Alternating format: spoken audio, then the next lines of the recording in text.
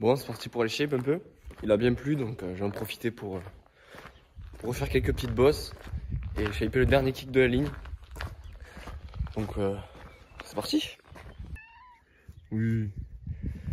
Bon, je chope ça, je prends une pelle, une pioche et faut que j'aille chercher le râteau. Bon, l'herbe elle pousse pas mal.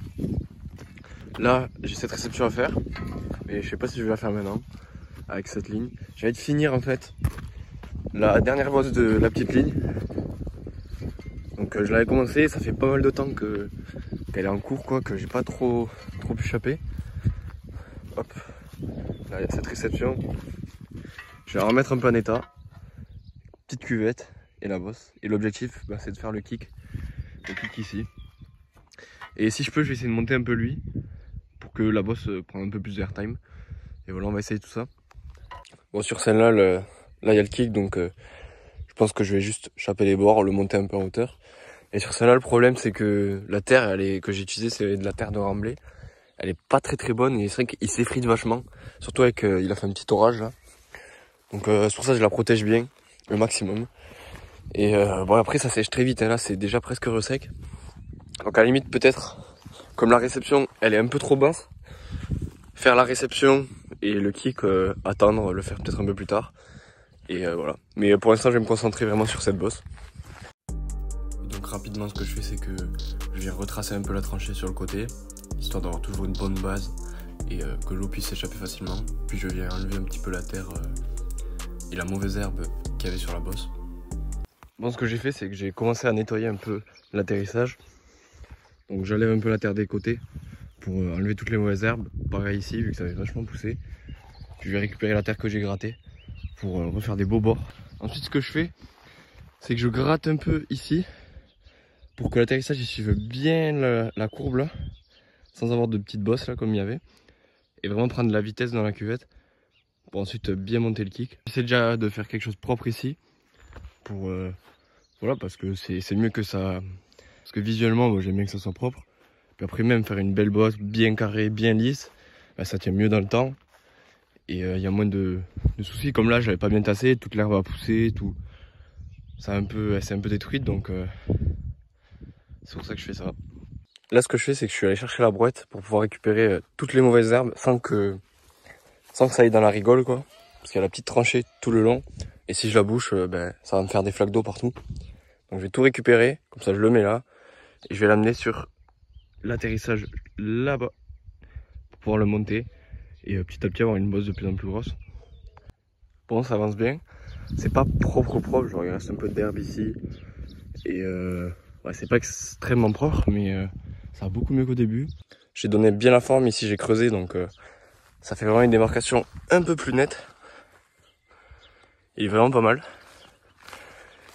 Et d'ailleurs maintenant ce que je fais pour choper les bords, donc avant ce que je faisais, c'est que je les faisais bien droit à 90, genre un peu à un angle droit.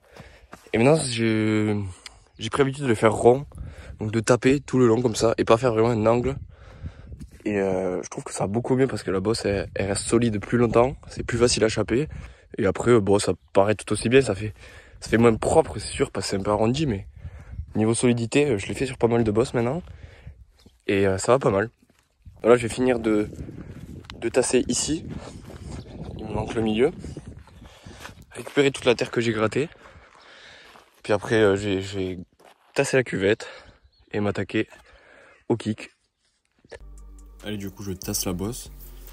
Ma technique pour tasser, c'est que je gratte un peu là où je vois qu'il y a trop de terre et j'en rajoute dans les trous, histoire d'avoir quelque chose de bien lisse et linéaire. Puis j'alterne entre pelle et râteau, parce que le râteau ça vient aplanir et la pelle ça vient tasser. Pour tasser avec la pelle, ce que je fais, c'est que je tasse avec l'arrière de la pelle, le plus près du manche, histoire d'avoir le plus de force et que la bosse elle soit le plus dure possible.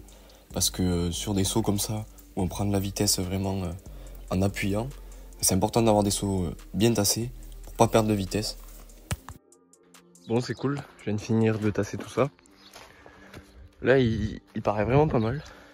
J'aime beaucoup la forme que je lui ai donnée là. Je vais récupérer un peu de terre là, continuer à gratter juste en suivant la courbe pour shaper le kick. Là je pense que ça va être un peu plus difficile parce que bon, c'est juste un tas de terre quoi. Donc il y a du boulot. Mais c'est faisable. Je pense que c'est faisable. Puis après on verra la réception.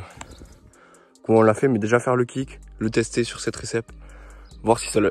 Et voir si la longueur c'est bon. Puis après on verra. Parce que à côté la bosse, elle fait la même longueur, mais le kick fait 1 mètre de plus quoi. Donc je sais pas trop comment je vais le shaper. Parce que niveau vitesse, bon, c'est pas non plus une énorme bosse, mais on a quand même. Puis avec cette petite cuvette, je pense que ça ira pas mal. Bon, je vais shaper tout ça.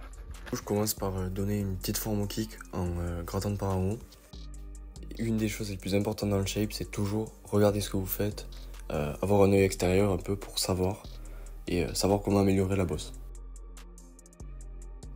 Là, je monte le kick petit à petit en rajoutant de la terre en haut et surtout derrière pour avoir un kick assez large.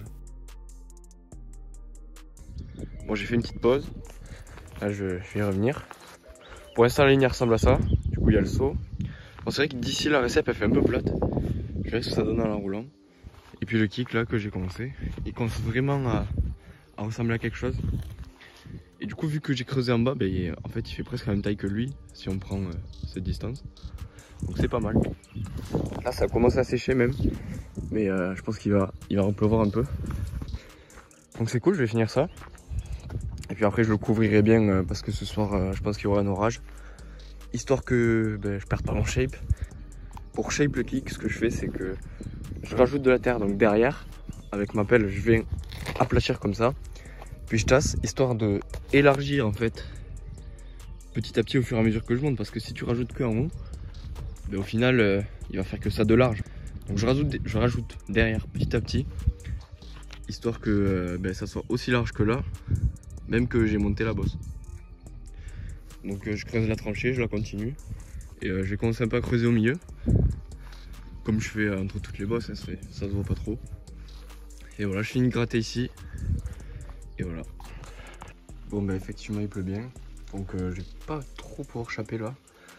Je vais m'arrêter là. Je vais laisser ça reposer et puis on ira tasser les kicks une prochaine fois. En tout cas, j'aurais pas beaucoup avancé dans cette vidéo mais c'est déjà ça.